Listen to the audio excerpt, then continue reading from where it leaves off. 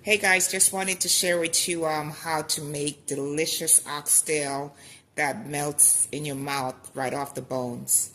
Yeah, so it's very important to make sure your oxtail is not cut too small and it's not too big. You just want to make sure it's kind of like a medium size.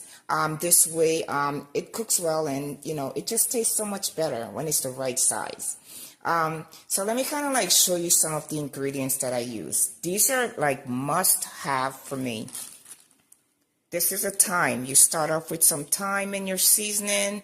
I have the Scotch bonnet pepper, which is like a must for all Jamaicans. And, this is something that we use all the time in our food. I do some red peppers. I do some green bell peppers, some potatoes. The potatoes actually helps to thicken the gravy. Sometimes folks can cook oxtail and it becomes very greasy. And so I find out that using potatoes kind of like make the gravy a lot thicker. I also cut some tomatoes, of course, my onions and carrots. Over here, some Lorry's seasoned salt.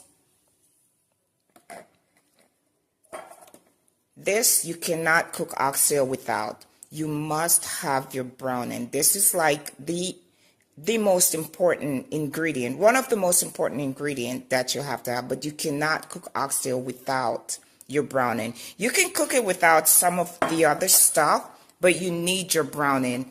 I also put some parsley, parsley flakes I put in there. Sometimes I use a fresh parsley. Mrs. Dash, one of my favorite seasoning. And then I have to have some extra garlic powder. This is something I cannot cook without. And then, of course, you use some natural sea salt. It's good stuff. It's a little healthier for you. I like to use fresh garlic most of the times, but this is one of my favorite things to use. I love the flavor, and I love the that it's already minced, so I don't have to go through all that chopping, but it's the real deal. So, yeah, this is kind of like the stuff that I would put in there.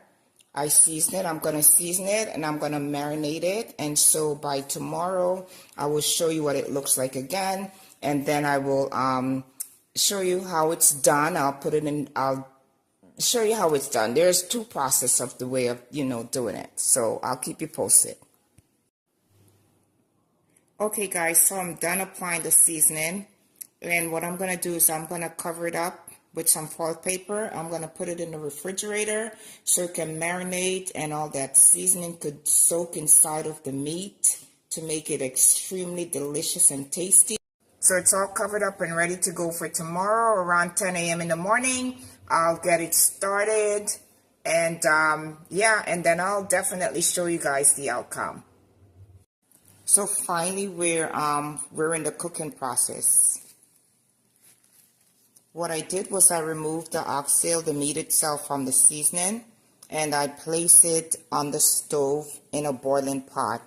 I'm going to first boil it in the stove for about an hour, hour and a half or so that it can be a lot juicier when it's done cooking. The way that I do it is that I like to boil my oxtail first before I put it in the oven, because I usually cook my stuff all in the oven. But oxtail, because I want the bones to be juicy, because Jamaicans love to suck their oxtail bones. So I want to make it juicy, so I'll cook it for about an hour, hour and a half or so, and then I'll just transfer everything over in the container of seasoning. Then I will go ahead and I will put it in the oven for about another hour and a half or so, maybe an hour 45 minutes. And at about 425, and I will just leave it there, make it cook itself, and then after it's done, I'll come back in about an hour or so, check it, see how it's doing, and then just wait on it to finish so I can start enjoying the delicious oxtail. Look at this seasoning, guys.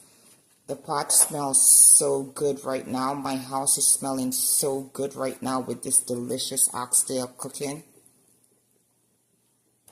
Let me just show you guys a little. Look at these pieces of oxtails. Look at that.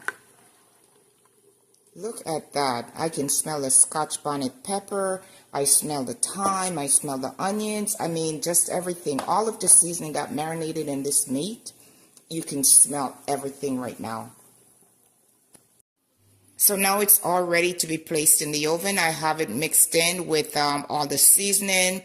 I have also some of the juice from the boiling on the stove to keep that moist, tasty flavor going. And it's going to be on 425 in the oven for another hour before I check on it. And then I'll find out if it's ready to go or if it needs to stay an additional half an hour or so.